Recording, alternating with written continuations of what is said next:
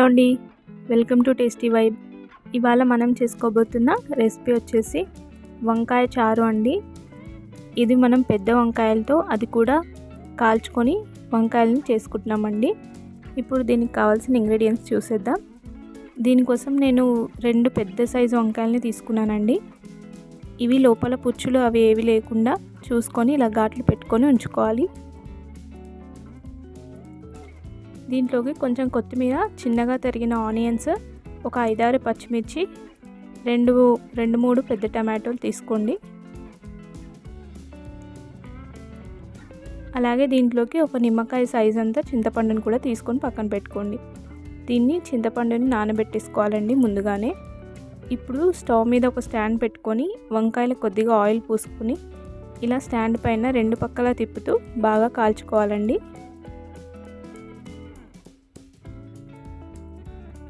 చూడండి, వంకాయలకి స్కిన్ మొత్తం ఊడిపోయేదాకా, లోపల గుజ్జు బాగా ఉడికేదాకా కాల్చుకోవాలి.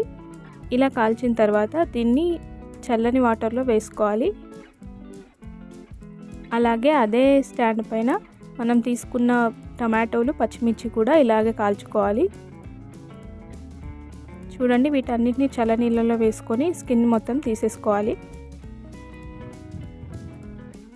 ఇలా పైన ఉన్న స్కిన్ మొత్తం తీసేసుకొని మళ్ళీ ఒకసారి శుభ్రంగా కడిగి పెట్టుకోవాలండి.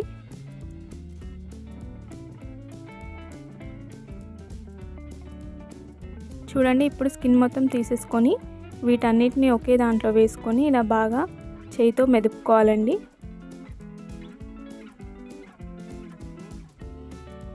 లేదా మీ దగ్గర మ్యాషర్ ఉంటే మ్యాషర్తో కూడా ఇలా మెత్తగా చేసేసుకోవచ్చు. ఇప్పుడు దీంట్లోకి కొద్దిగా ఆనియన్స్ యాడ్ చేసుకుందాం. అలాగే కొత్తిమీర,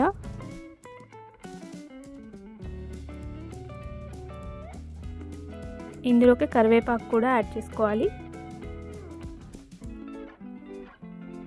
వీటన్నిటిని ఒకసారి బాగా కలిపేసుకోవాలి. అలాగే ఇందులోకి రుచికి సరిపడా సాల్ట్ కూడా వేసుకొని ఒకసారి బాగా కలిపేసుకోవాలండి. చూడండి, మనకి ఇలా తయారైపోతుంది ఈ మిశ్రమం. ఇప్పుడు మనం తీసుకున్న చింతపండు గుజ్జుని తీసుకోవాలి. ఇప్పుడు ఆ చింతపండు రసంని కూడా ఇందులోకి యాడ్ చేసుకుందాం. ఇలా చింతపండు రసం యాడ్ చేసుకున్న తర్వాత ఒకసారి బాగా కలిపేసుకోవాలండి, అన్నీ కలిసేలాగా. ఇలా కలుపుకున్న తర్వాత దీన్ని ఒక 10 నిమిషాల పాటు పక్కన పెట్టండి. అప్పుడులోపు ఈ చింతపండు గుజ్జుతో పాటు ఇవన్నీ బాగా నానిపోతాయండి. అప్పుడు ఫ్లేవర్స్ అన్నీ ఎన్హాన్స్ అవ్వడానికి ఉంటుంది.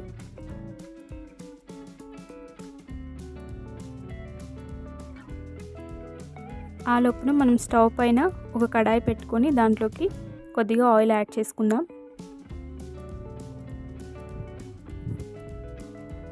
దీంట్లోకి కొన్ని జీలకర్ర ఆవాలు, ఒక 2 ఎండుమిర్చి, దాంట్లోకి కట్ చేసుకున్న ఆనియన్స్, కొత్తిమీర,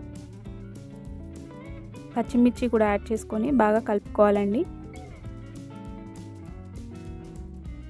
ఇవన్నీ బాగా వేగేదాకా వేయించుకోవాలి. ఇందులోకి కొద్దిగా పసుపు కూడా యాడ్ చేసుకోండి.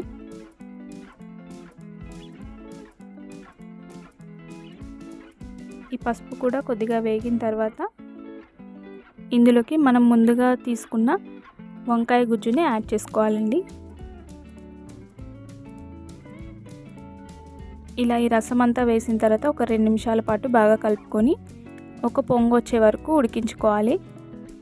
ఇష్టం ఉన్న వాళ్ళు ఇందులోకి ఈ టేస్ట్ని బ్యాలెన్స్ చేయడం కోసం చిన్న బెల్లం ముక్క కూడా యాడ్ చేసుకోవచ్చండి. నేను ఇందులో వేయట్లేదు. బెల్లం ఇష్టపడే వాళ్ళు దీంట్లోకి యాడ్ చేసుకోవచ్చు. చూడండి, ఒక పొంగు వచ్చిన తర్వాత ఇలా ఒకసారి కలుపుకోవాలి. అంతే అండి, ఎంతో టేస్టీ అయిన వంకాయ గుజ్జు చారు రెడీ అయిపోయింది. ఇది చాలా టేస్టీగా ఉంటుంది. ఇలా స్మోకీ ఫ్లేవర్తో చాలా టేస్టీగా ఉంటుందండి. ఒకసారి తప్పకుండా ట్రై చేయండి. ఈ రెసిపీ కనుక మీకు నచ్చినట్టయితే మన ఛానల్ని సబ్స్క్రైబ్ చేయండి, లైక్ చేయండి, షేర్ చేయండి. అలాగే ఇలాంటి రెసిపీస్ ఇంకొన్ని చూడాలనుకుంటే టేస్టీ వైబ్ని ఎప్పుడూ చూస్తూనే ఉండండి. Thank you for watching.